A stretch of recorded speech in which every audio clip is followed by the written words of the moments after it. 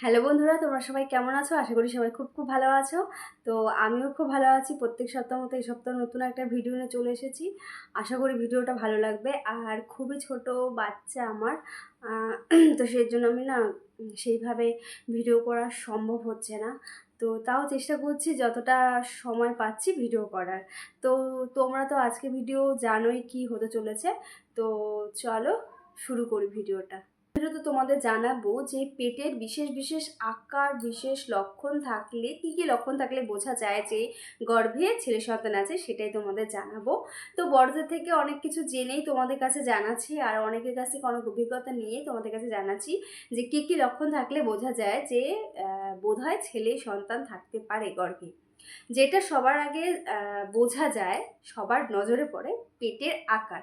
তো গর্ভে যদি ছেলে সন্তান থাকে সেক্ষেত্রে পেটের আকার হয় ছুঁচলো টাইপের, মানে বুকের নিচ থেকে অনেকটা ছুঁচলো টাইপের পেটটা হয়, মানে নিচের দিকে নেমে যায়, তলপেটের নিচের দিকে নেমে যায় পেটটা, তখন বোঝা যায় গর্ভে ছেলে সন্তান আছে। আর মেয়ের ক্ষেত্রে কিন্তু ছড়ানো পেট হয়, আর পেটটা কিন্তু নিচের দিকে নামেনি, মানে তলপেটের দিকে কিন্তু নামে না, ছড়ানো হয়, আর উপরে পেটে ছড়ানো থাকে।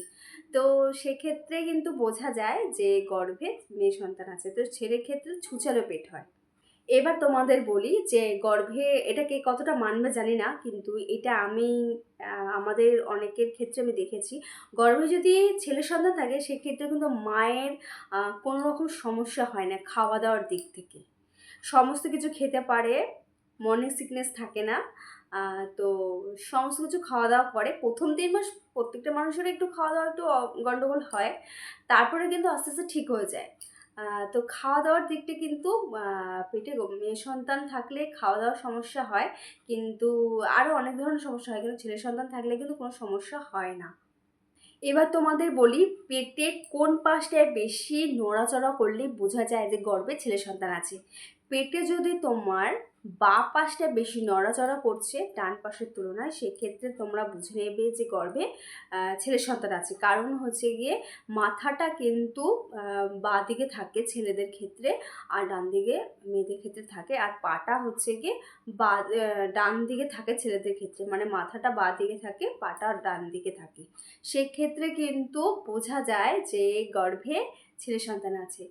আর ঘুমানোর ব্যাপারটা, তো যাদের দেখবে ডান পাশে ঘুমাতে কোনো সমস্যা হচ্ছে না, বাঁ পাশে ঘুমাতে সমস্যাটা হচ্ছে, কোনোভাবেই শোয়া যাচ্ছে না, কিছুক্ষণ পরেই অস্থির অস্থির ভাব লাগছে, মনে হচ্ছে বাঁ পাশে কাত না হয়ে ডান পাশে কাত হয়ে শুলে বেশি একটু আরাম লাগবে, সেক্ষেত্রে কিন্তু বোঝা যায় যে গর্ভে মানে ছেলে সন্তান থাকলে বাঁ পাশটা বেশি নড়াচড়া করে, এমনকি বাঁ পাশে ঘুমানো যায় না। কমাস থেকে ভালো বেবি বাম বোঝা যায়, আর বেবির অ্যাক্টিভগুলো ভালো বোঝা যায় 5 মাসের পর থেকে শুরু হয়। তো 5 মাসে সেরকম একটা বোঝা যায় না, আমি খুব একটা বুঝতে পারিনি। তো অনেকেই বুঝতে পারে, আবার অনেকে বুঝতে পারে না। ছেলে থাকলে কিন্তু অ্যাক্টিভটা বেশি থাকে ছেলেরা, প্রচণ্ড নড়াচড়া করে, প্রচণ্ড ছটফট করে, লাথি দেয়, অনেক রকম সমস্যা হতে পারে, মানে ভালো সমস্যাগুলো, মানে অনেক রকমের অ্যাক্টিভিটি পেটের মধ্যে করে ছেলে সন্তান থাকলে। আরও একটা পেটের জিনিস দেখলে বোঝা যায়, পেটের যত দিন দিন পেটটা বাড়বে, তো পেটের নাভিটা অনেকের অনেক রকম আকৃতি হয়। যদি টোপর টাইপের পেটের নাভিটা হয়, মানে বাইরের দিকে বেরিয়ে আসে, সেক্ষেত্রে কিন্তু ছেলে সন্তান হয়, মানে নাভিটা বাইরের দিকে ফুলে যায়, টোপর টাইপের হয়ে যায়, সেক্ষেত্রে কিন্তু ছেলে সন্তান হয়। আর গর্ভে যদি মেয়ে সন্তান থাকে সেক্ষেত্রে কিন্তু পেটের নাভিটা একটুখানি ওটাকে কী বলে, একটুখানি ঢুকে থাকে, মানে একটুখানি ঢুকে থাকে, একটু বেরিয়ে থাকে, এরকম হয়। তো ছেলে সন্তান থাকলে পেটের নাভিটা কিন্তু বাইরের থেকে বেরিয়ে আসে, ফুলে থাকে।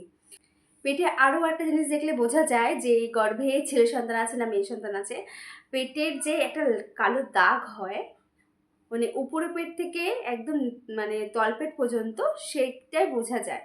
যদি তোমার দাগটা পুরো সোজা আসে, মানে বুকের নিচ থেকে টানা একদম তলপেট পর্যন্ত যদি সোজা দাগ আসে, সেক্ষেত্রে কিন্তু ছেলে সন্তান হওয়ার চান্স অনেকটা বেশি। আর যদি একটু বেঁকে যায় কোনোভাবে, লাইনটা পুরো সোজা না, বেঁকে গেছে, সেক্ষেত্রে কিন্তু মেয়ে সন্তান হয়। তো ছেলের ক্ষেত্রে কিন্তু লাইনটা একদম সোজা হয়, তোমরা এটা খেয়াল করে দেখতে পারো। আরও একটা বলছি, এটা পেটের ব্যাপার না, পেটের বাইরেই বলছি। ছেলে সন্তান থাকলে কিন্তু বমির ভাবটা একদম থাকে না। যদি প্রথম দিকে হয়েও থাকে, ৩ মাসের পর থেকে কিন্তু কোনো বমি টমি কিচ্ছু হয় না। ছেলে সন্তান থাকলে মায়েরা খুব সুস্থ স্বাভাবিক থাকে। তো এই তো গেল যে কয়েকটা পয়েন্ট বললাম যে ছেলে সন্তান হওয়ার চান্স আছে অনেকটা বেশি। তো বন্ধুরা, আজকের মতো ভিডিওটা আমি এখানে শেষ করছি। সবাই খুব খুব ভালো থেকো, সুস্থ থেকো, সাবধানে থেকো, পরিবারের সবাইকে নিয়ে সুস্থ থেকো, ভালো থেকো, সবার খেয়াল রেখো। আর আমার ভিডিও যদি ভালো লাগে অবশ্যই লাইক কমেন্ট করে জানিও যে ভিডিওটা কীরকম লাগলো। আর যারা নতুন বন্ধুরা আছো এখনও আমার চ্যানেলটা সাবস্ক্রাইব করো না, অবশ্যই সাবস্ক্রাইব করে বেল বাটন প্রেস করে দিও, তাহলে আমি যে ভিডিওগুলো ছাড়বো সেগুলো তোমাদের নোটিফিকেশন চলে যাবে। তো চলো, টাটা।